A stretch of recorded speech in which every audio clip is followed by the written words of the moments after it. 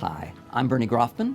I am currently the Jack Peltason Chair at the University of California, Irvine, and I'm the immediate past director of the Center for the Study of Democracy at UCI, a center which Jack Peltason was actually instrumental in founding. And I've been at UCI now for a long time. I think I came here for the first time as a visitor in 1976, and then I arrived as a regular tenured member of the faculty in 1977. My appointment is technically in political science, but I think of myself as a kind of jack of all trades, at least in terms of the social sciences. So I have also a courtesy appointment in economics, and I have an official title that makes me, in addition to being a professor of political science, I'm also a professor of social psychology. Well, that's actually not the easiest question in the world, because if you think about my most significant work as the work that has had the greatest impact on how our government does business, then the most important thing I ever did was, rather like the character in Alice in Wonderland, to offer a definition. And the definition that I offered was the definition of what it means for voting to be racially polarized. And along with that, I also offered a definition of when and how minorities, racial minorities, African Americans, Latinos, Asian Americans, have their votes diluted by the way in which elections are conducted. Now, I say that that's the most important thing that I've ever done because 100 years from now, if someone actually remembers who I am and is looking up my career, the first thing they are likely to find is a footnote in a Supreme Court case from 1986. And that footnote says, Professor Grofman defines racially polarized voting as a situation in which whites vote one way and blacks vote another way, period. We agree. Now, those words, we agree, in a plurality opinion of the US Supreme Court, essentially guarantee me a kind of immortality. Moreover, it turns out that this definition and the way in which I and subsequent generations of expert witnesses used the definition to look at real-world data, particularly in the Deep South, but also for Latinos in places like California, to determine exactly what and whether voting was racially polarized and whether or not minorities had their voting strength diluted. That turns out to be very important indeed, because for about the last 25 years, a little bit more than that, essentially every expert witness who testifies in a voting rights case and a redistricting case in the United States has made use of this definition because the definition has been sanctioned by the US Supreme Court. Well, the specific idea was to try to identify the most important factors that determined whether or not minorities had their voting strength diluted by a particular kind of an election law. By an election law, I mean something like the rules that all of us are most familiar with, where we each get one vote and we elect one person. But there are other kinds of election laws that turn out to have potentially pernicious consequences for minorities. One of these is what is called an at-large election. An at-large election, every voter has many votes to cast, and there are many people to be elected. In an at-large election, those candidates who get the most votes are all elected.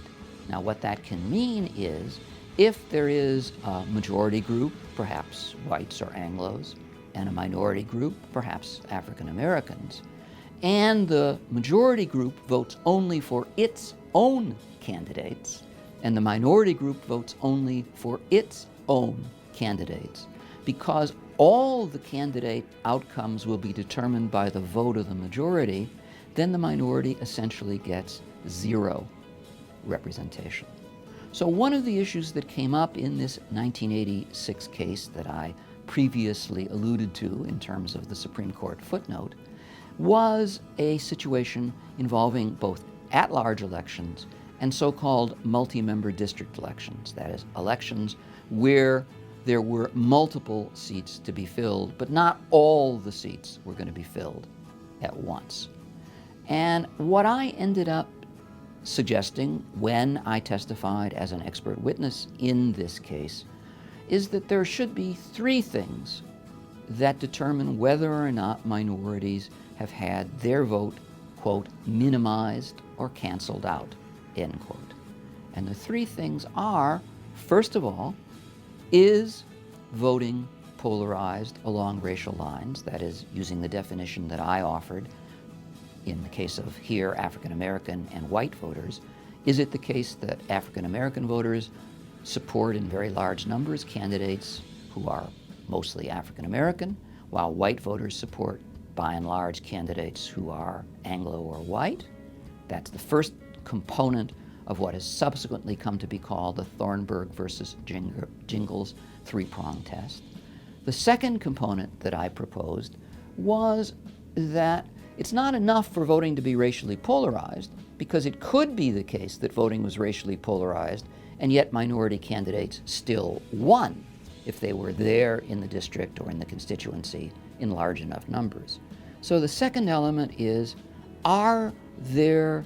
it the case that minorities regularly lose?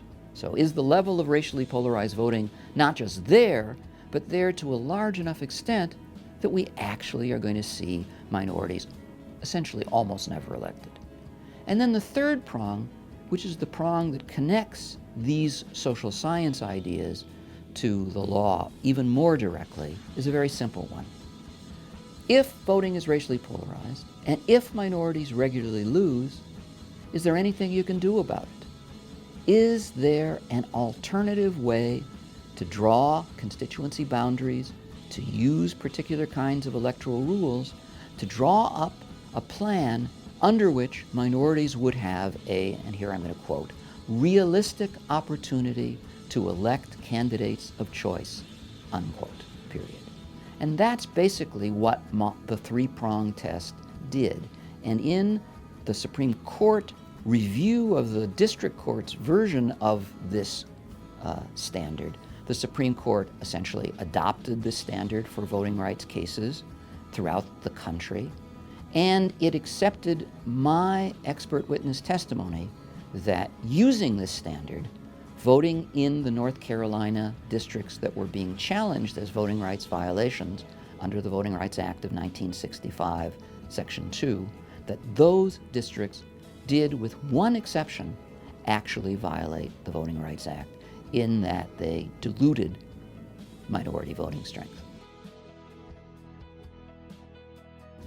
Well, as I suggested, the most important impact has been that once the Supreme Court adopted this definition, then this became the standard, the gold standard, if you will, for all expert witnesses testifying in voting rights cases, whether they were testifying for defendant jurisdictions trying to argue that they had not violated the Voting Rights Act, or whether they were testifying for plaintiffs, the Mexican American Legal Defense and Educational Fund, the NAACP, the NAACP Legal Defense and Educational Fund, the Asian American Legal Defense Fund. Regardless of which side of the case the expert witness was testifying for about the facts, that expert witness had to interpret the facts through the prism of this definition of what it meant for voting to be violating the Voting Rights Act, Section 2, and what it meant for voting to be polarized along racial lines. And that has essentially affected hundreds of cases since the 1984 testimony that I provided in what became a 1986 Supreme Court case. While the case that I talked about and my other testimony in almost a dozen different states has really affected public policy in the real world, I think that some of the most important work I've done has been theoretical. In particular, I have worked on how to model the strategies that political parties use to decide what kinds of platforms they're going to announce to the voters in the hopes that the voters will vote for them. And there are other areas, but I think if I had to pick one theoretical contribution that was the most important, I think it would be my contributions to the study of party competition. Thanks.